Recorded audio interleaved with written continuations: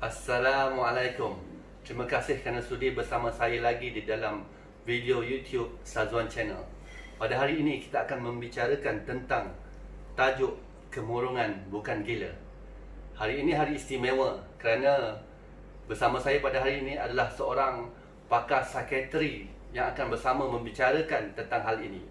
Siapakah beliau? Sama-sama kita tunggu.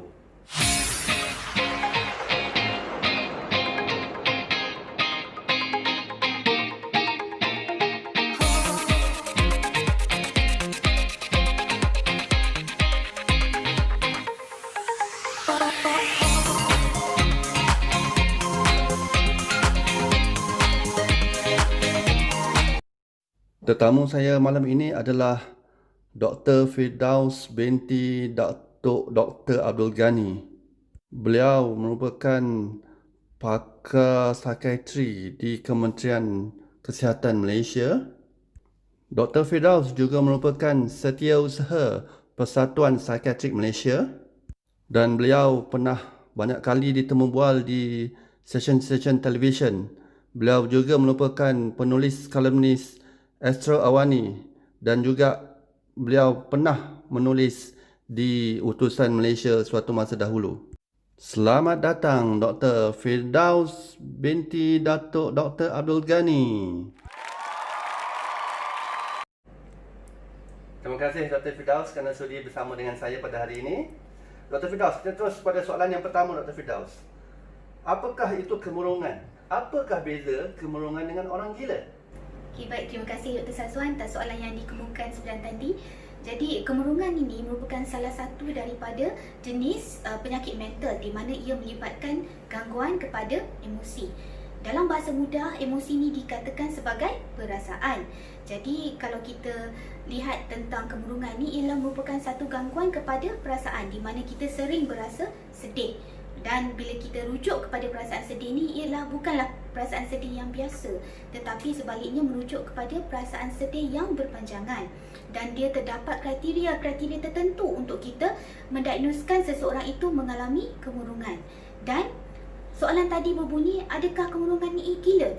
Ini adalah satu terma yang sangat-sangat kita tidak suka dalam bidang psikiatri, di mana ini merupakan satu stigma, di mana terma gila ni sering diguna pakai oleh orang ramai.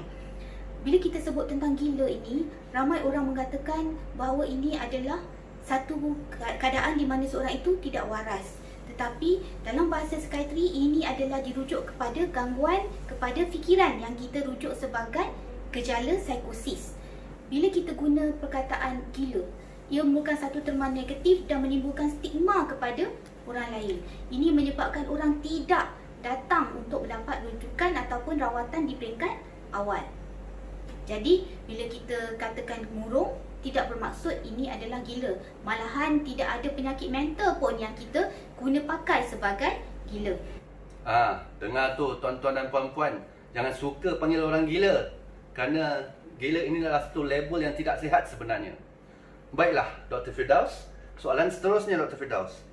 Ramaikah orang yang murung di Malaysia ni? Mengikut kajian morbiditi dan kesihatan kebangsaan 2019, didapati kira-kira 2.3%, iaitu kira-kira 500,000 juta rakyat Malaysia sebenarnya mengalami kemurungan. Jika kita lihat kepada angka ini, maka kita boleh katakan bahawa ini adalah satu jumlah yang agak ramai. Dan ramai ingin tahu antara lelaki dan wanita siapa yang lebih banyak mengalami kemurungan. Dan sebenarnya ini adalah satu angka yang kita lihat di seluruh dunia, di mana wanita lebih ramai mengalami gangguan emosi ataupun gangguan kemurungan ini. Dan daripada kajian yang telah dijalankan juga, kita dapati bahawa mereka yang bujang, mereka yang tinggal di kawasan rural iaitu perkampungan, mereka yang mempunyai pendapatan yang rendah, mempunyai risiko yang lebih tinggi untuk mendapat kemurungan. Wah, nampaknya wanita lebih ramai yang murung daripada lelaki ya. Tapi kita tak tahu sama ada lelaki kah yang menyebabkan kemurungan wanita ini. Baiklah Dr. Firdaus ya, soalan kita seterusnya. Apakah faktor-faktor risiko yang menyebabkan seseorang itu terdedah kepada kemurungan ini? Boleh Dr. Firdaus tolong perjelaskan? Okey, seperti penyakit fizikal yang lain seperti darah tinggi dan kencing manis, penyakit mental juga mempunyai faktor keturunan ataupun genetik. Untuk penyakit kemurungan ataupun depression ni, salah satu faktor utama ataupun faktor risiko adalah faktor keturunan, di mana jika kita mempunyai keluarga terdekat, iaitu ibu bapa, adik-beradik ataupun anak, contohnya, maka kebarangkalian untuk mendapat penyakit ini adalah lebih tinggi. Yang kedua, jika kita punyai personality tertentu, seperti kita sebenarnya seorang yang pendiam, suka menyendiri ataupun kerap berasa gelisah, berasa bimbang, maka kita punya risiko ini adalah lebih tinggi berbanding dengan orang lain. Faktor ketiga iaitu faktor biologi, di mana terdapat ketidakseimbangan bahan kimia di dalam otak. Ramai menganggap bahawa bila kita berasa sedih, ini adalah datang daripada hati, tapi sebenarnya daripada segi biologi, daripada segi perubatan, perasaan kita ini datang daripada otak kita. Dan ketidakseimbangan bahan kimia ini menyebabkan rasa susah hati ataupun rasa sedih ini berpanjangan, Dan yang seterusnya adalah sekiranya kita mempunyai tekanan hidup. Tekanan hidup ni boleh dikatakan banyak jenis, dan yang sering kita lihat adalah daripada segi kewangan, masalah rumah tangga dan juga masalah di tempat kerja. Jadi seterusnya antara faktor risiko yang sering kita lihat adalah sejarah hidup, di mana sekiranya seseorang itu pernah mengalami penderitaan ketika kecil ataupun trauma ataupun kehilangan ibu bapa sewaktu usia yang sangat kecil, maka mereka lebih berisiko untuk mendapat kemurungan ini. Dan yang terakhir sekali adalah penggunaan dadah ataupun alkohol, Dr. Firdaus, macam mana kita nak membezakan murung dengan bersedih? Sebab kadang-kadang kita pun menerima berita sedih, berita yang tak baik, dan kita rasa sedih dan menangis. Adakah itu kemurungan? Kemurungan klinikal bukanlah kesedihan biasa, di mana untuk kita mendiagnosakan seseorang itu mengalami kemurungan klinikal, mereka perlulah mempunyai gejala kemurungan sekurang-kurangnya selama 2 minggu, dan gejala ini berlangsung dalam kebanyakan hari dalam masa 2 minggu tersebut. Di antara gejala yang perlu ada ialah perasaan susah hati dan juga rasa tidak seronok. Yang ini kita panggil dalam bahasa perubatan anhedonia. Di samping itu, gejala-gejala lain yang perlu ada adalah seperti sukar untuk tidur. Bila kita sebut sukar untuk tidur ni bukan bermaksud susah untuk tidur sahaja. Ada juga orang yang mengalami kemurungan, mereka tidur lebih banyak berbanding biasa untuk melupakan masalah yang mereka hadapi. Kurang selera makan, hilang berat badan, kurang fokus ataupun tumpuan pada perkara yang mereka lakukan, perasaan keletihan, dan perasaan sering rasa berputus asa. Ada juga kes-kes di mana bila kemurungan ini berlaku dengan sangat teruk, mereka mempunyai perasaan ingin membunuh diri ataupun merasakan diri tidak lagi berharga, dan ini merupakan antara gejala yang sangat serius. Terdapat juga gejala psikosis di mana mereka mengalami halusinasi. Untuk memastikan bahawa gejala kemurungan yang dialami adalah sejenis penyakit mental atau penyakit emosi, kita perlu pastikan bahawa gejala yang dialami bukanlah disebabkan oleh sebarang penyakit fizikal, pengambilan dadah ataupun jenis-jenis penyakit yang lain. Selain daripada itu, bila kita sebut bahawa seorang itu mengalami kemurungan, ia bermaksud bahawa kesedihan yang dialami ini menjejaskan aktiviti harian ataupun fungsi harian mereka. Okey, Dr. Firdaus, soalan terakhir. Baru-baru ini saya ada terbaca WHO menyatakan bahawa prevalence ataupun kes-kes kemurungan semakin meningkat, menghampiri penyakit jantung. So pada masa akan datang, kita akan lihat kes-kes kemurungan ini semakin bertambah. Katakanlah jika saya mengesyaki diri saya ni ada gejala kemurungan, di manakah saya boleh dapatkan rawatan dan apakah jenis rawatan yang ada di Malaysia?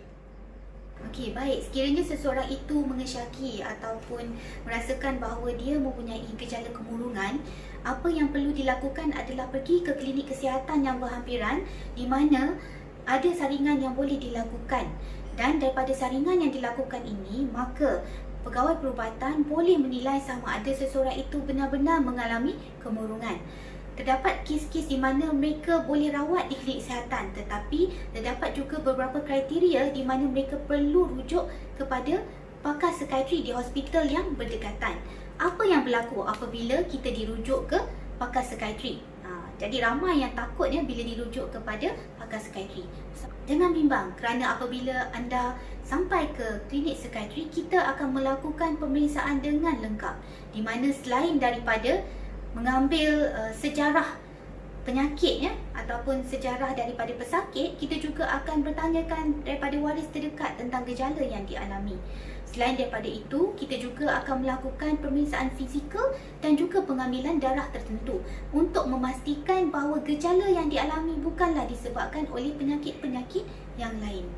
Dan seterusnya, apabila kita mendapati bahawa ini adalah benar-benar penyakit kemurungan, maka apa yang kita lakukan adalah kita akan menilai tentang keterukan penyakit ini yang kita panggil severity. Jadi ada dua perkara yang penting apabila berjumpa pakar psikiatri. Pertama, pengesahan tentang diagnosis. Yang kedua ialah pengesahan tentang tahap penyakit tersebut. Untuk penyakit yang kita kirakan sebagai tahap ringan, mild, ada kalanya tidak memerlukan ubatan dan boleh dilakukan rawatan secara psikoterapi. Seterusnya, terdapat juga rawatan ubatan dan selalunya untuk rawatan ubatan ini kita akan bagi ubat yang kita panggil sebagai ubat anti kemurungan.